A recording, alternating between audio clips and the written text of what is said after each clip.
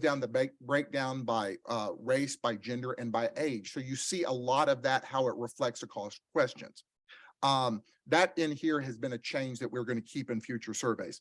The last thing I'd like to do before Adam goes into his presentation is one core thing that's not an opinion question, but it stood out when we started to go through it. One of the demographic questions is how long you've lived in Dunwoody.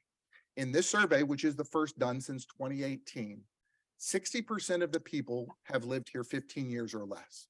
That's basically saying that now a majority of the residents in Dunwoody were not present at the time of incorporation. It is a threshold that we crossed sometime since the last survey. We don't know if it was yesterday. We don't know if it was 4 years ago, but it's now a line that has passed. The majority of citizens here don't know what Dunwoody was before it was Dunwoody. And with that, Adam, I'll turn it over to you. All right. Thank you very much, Jay. Mayor, Council, thank you very much for letting me present. It's been a pleasure working with your staff, with Jay and Jennifer. As Jay explained, not only are we going to go to a pretty short presentation of some key findings here, but in addition to that 100+ slide deck full presentation, there's an even bigger several 100-page document that has a whole bunch of other data, including the open-ended responses that you can actually read through the words that your constituents said when they responded to some of our open-ended responses questions. So even more data if you decide you want to dive into it. For context, 525 completed surveys among Dunwoody residents is really significant. Considering, let's say, your typical statewide survey might have 700, 800 completes. So really robust for a community the size of Dunwoody. We talked to people on the phone, including landlines, because about 10% of your phone respondents wanted to talk on a landline, but the vast majority of the people on the phone chose mobile phones. But even the bigger majority, the vast majority of people chose online. We brought people on board to the survey by sending them mail. Some 6,000 people received a piece of mail. We also sent text messages, and we also sent emails. So people were able to onboard either with a QR code, go into the website, or clicking through on a link. Spanish was an option. About 3% or so of your residents chose Spanish. Doesn't mean they don't speak English, and doesn't mean the English speakers don't speak another language. It just meant that was their preference. So we'll go to the next slide and get into some of these fun numbers.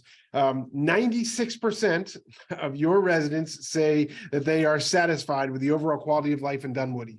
I'm kind of smiling here because when we do this again in a year or 2 or 5, whenever the next time you do this, you don't really get to make big improvements in a number that's 96%. You maybe get incremental changes. We call this puppies and kittens territory. So you're really, really strong. I'll move to the next slide and get to something a little more finer point. This is the services you provide. So as a city, are they satisfied with the services you provide? And 86% say they're satisfied. This is where I explain that this is not an academic exercise. So we didn't just go down from an A to a B, right? We're Americans. We don't agree on anything. So anything more than a majority is strong. 86%, 90% is amazing. You're doing really, really well. The other thing we look at is that differential between the satisfied and the dissatisfied. 8% say they're dissatisfied. We never dismiss anybody. These are your constituents. You want to, be supportive and helpful and bring everybody on board. But that 8-to-1 or better than 8-to-1 differential between dissatisfied and satisfied is pretty amazing. So strong numbers. Let's move on to the next one, and we'll look at. We asked people what the top issue or what do you like the most about living in Dunwoody?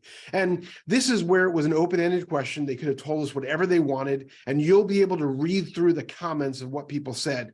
But you can kind of see, top there is this walkability, ease of access, convenience comes to the top. And then good community, friendly neighborhood, nice people, parks, all these different, things that rise there to the top, and a whole bunch that are there in the lower percentages. You have a strong sense of community, and we'll see that all throughout the survey, this kind of theme of community. So we'll move along to the next slide. And here's where we say, what's the most important issue facing Dunwoody? We don't really put a value judgment on this, but people oftentimes give us things that they wish were improving. We're going to get better. And you can see we've stacked the years of survey for the data we have on top of each other. So 2023 all the way down to 2013. And you can see traffic rises to the top in those darker blue numbers for 2023 at almost 30% there. And you can see it was bigger back in 2015, less so than it was. But the number 2 issue is crime and public safety, and goes down from there, kind of this concept of preserving open space and development and things like that. So again, the key thing for us here is nothing stands out at 40, 50, 60, 70%. There's nothing that they are saying is at critical stage. People mentioned multiple different things, and traffic is number 1, but nothing is at a fever pitch, I guess is the way to explain it. We'll move on to the next slide, and we'll say, we asked, which of the following services provided by the city do you consider the most important to you? People were here able to choose as many as they wanted, because we want to get that full picture of what they care about the most. And you can see police services really stands out. That's what they really count on you for more than anything. But you can't ignore the fact that parks and trails and sidewalks are right up there, and so are managing streets and roads. And the other items are by no means, zero. So, but you can clearly see that the priority there is police services, and in each one of these things. So, as you talk about whether you're a policymaker or your staff and you're out in the community, you want to talk about each one of these things, especially those top 3, and all the things you're doing for the community on those. All right, we'll go on to the next one, and we ask about specifically satisfaction with police services, 85%. Really, again, that big differential between the dissatisfied group of people, not dismissing them, but huge differential shows that there's a really high satisfaction level with police services. Well, let's move on to the next one. We talk about city events and programs. This is something that I guess sometimes we're a little bit surprised by data. I wasn't initially surprised by this, but as I'll see later on, really big adoption in the community, in your community in Dunwoody, for city events and programs. They really value what you do in this realm. One thing I'll point out here is 17% say they're unsure. And, it's easy to say, well, Probalski, what'd you do? Why didn't you get the answers from those 17% of the people? And the answer is, while you have a high level of satisfaction and low level of dissatisfaction here, you also have a big group of people in your community, just like anywhere else, that are just not engaged enough to know about what's happening with events and programs. They're going to work, they're going to school, they're taking their kid to soccer, and they're saving up to go out to dinner once a month, and they're just not thinking about what you're doing at City Hall or the programs you're putting on. But it's a pretty small number relatively, and a group that you could potentially reach out to and engage in a better way. All right. Moving on to the next one, satisfied with commercial development projects in Dunwoody, more than about 2 to 1 satisfaction, almost more so than dissatisfied. But you do have a group there of people who aren't as happy necessarily, and a sizable group, about 14%, if we round up, saying they're unsure because they just don't have context for it. They're not thinking about commercial development projects. We'll go to the next one, and we say we've got 62% saying they're satisfied with the value they receive for the tax dollars they pay to the city. This is a really surprising number to a pollster like me, because in the environment we're in nationally, we see numbers, we don't see numbers like this. Most places in America, as supportive people are of their local communities, we see kind of a negative narrative when it comes to the taxes they pay and the value they get. So you're doing something right, because people really, here in the cases almost 3 to 1, believe that they're getting great value for their tax dollars. Next up, we've got conditions with the streets in Dunwoody. And so here we've got, again, almost 2 to 1 satisfaction to dissatisfied, but a full third of your residents have a concern over the condition of streets and in the city. So you've got a potential opportunity to address that, to potentially improve those numbers as you go on from time. And then we get to the one, unhappy number. And this is probably not a surprise, not shocking. You've got a dissatisfaction with the traffic flow on main roads in Dunwoody. And so, this becomes can we do anything about it? Do we have the resources to do anything about it? Do we have the will to? But the bottom line is you clearly now know you've got a third of the population who's satisfied, but, closer to 2/3 saying they're dissatisfied with how traffic flows. Only thing they've really called out that said that's really a challenge for them. All right, next up is how often you use Dunwoody trails and sidewalks. 45% or 46% say once a week or more, but you're looking at a full 77% who are on your trails and sidewalks on a monthly basis or more. So really high adoption for walking around the community and using it for getting from place to place. That's a high priority, or is something that people are really using on a regular basis. Next up, we've got, would you support construction of a trail? And before I go on here, no judgment. I decided to put this question in the presentation. I make sure nobody in the audience is too upset with me. Do you support the construction of a trail if it would run next to your home? 55% say they support, and 38% say they oppose. Those are the numbers as it stands today. Majority supports trails near their homes. Next up. How do you feel safe as a pedestrian or a cyclist on sidewalks, trails, throughout the city? 70% say yes, they feel safe. 24% say they don't. There could be different reasons for that, but big support saying they feel safe as a pedestrian or a bicyclist in town. Next up, we get to the special events, and I referenced this earlier. Really high adoption. A majority of 53% say they've participated in Lemonade Days Festival. A majority of 53% say in the last year they went to the last 4th of July parade. A majority say Dunwoody Arts Festival is something they've been a part of.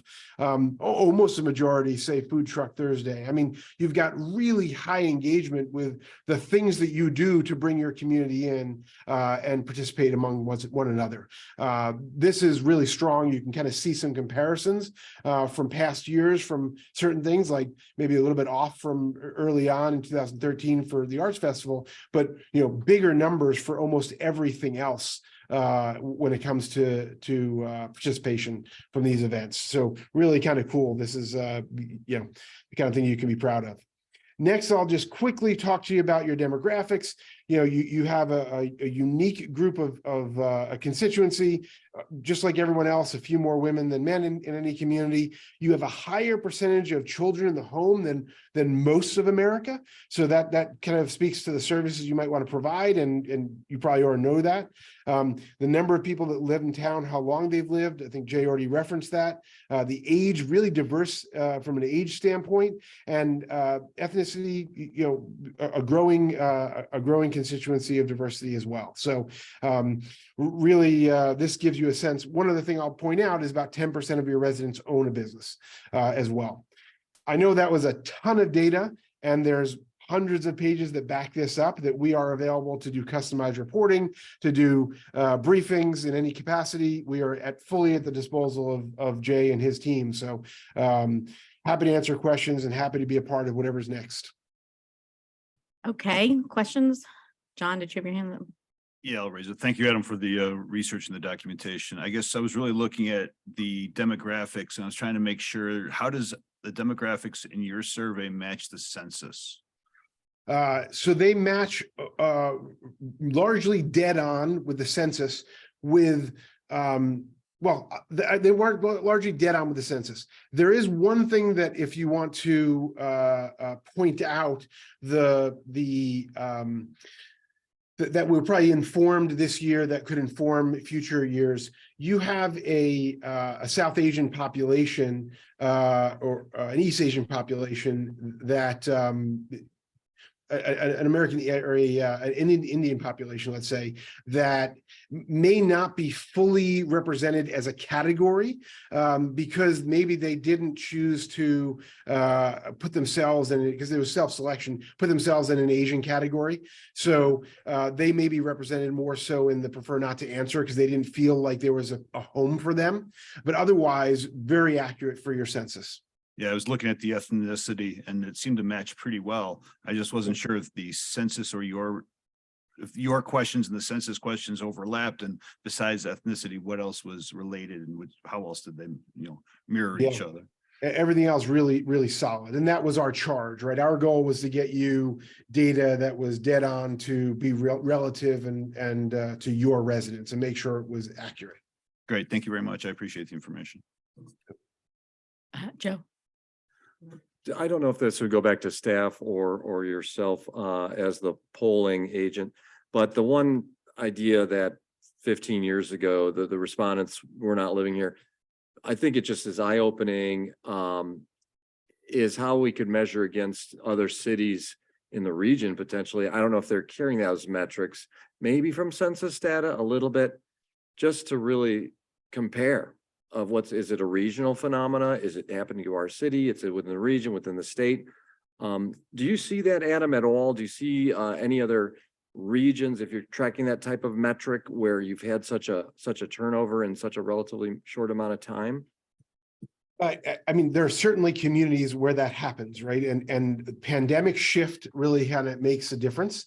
And so that's a big contributing factor to people moving and finding a place like Dunwoody, right? There was a big desire to find a place like Dunwoody to live in during the pandemic. And then you've got a major city, on your edge, and that really could be a factor too. But yeah, we see big movement in places in urban and suburban centers where they interface. So I don't think you're unlike a lot of your peers. Rob.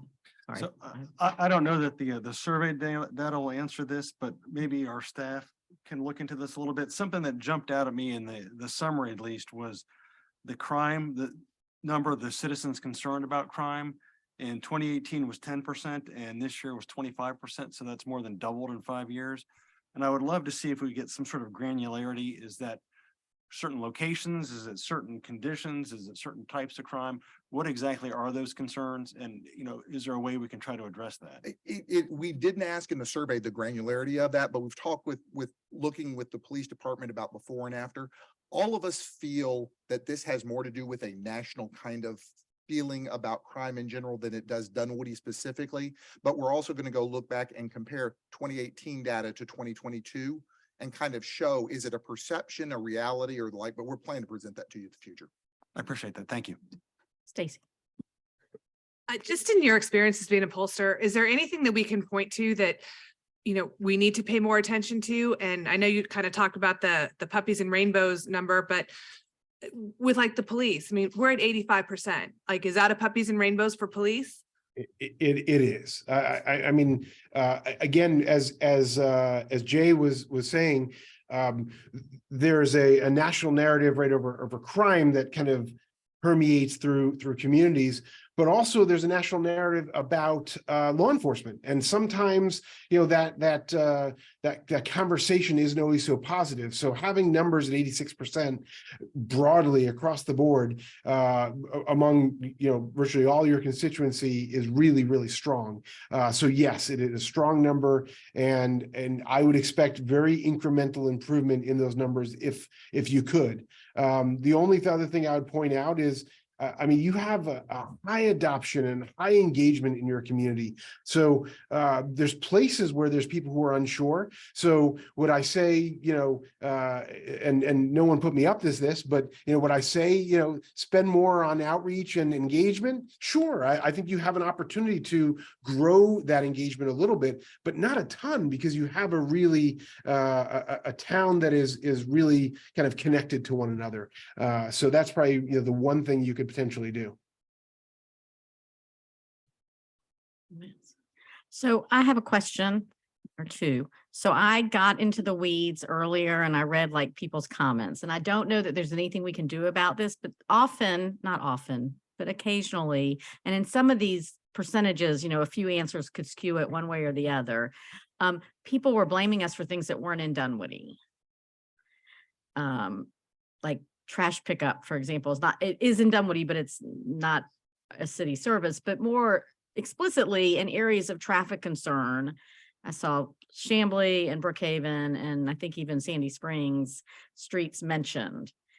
And in the future, is there a way to use geomapping or something where? We debated that at first, Okay. but as small as Dunwoody is, that Okay. just wouldn't be worth the squeeze off of Right, it. okay, A lot of what we get off of those is when it's an open-ended question, people will talk about whatever. that's right, okay.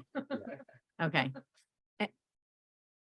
And then sort of a similar question, because we know from our data that 85% of crime is taking place in perimeter or in a small other quadrant of the city, I think is what we've been told.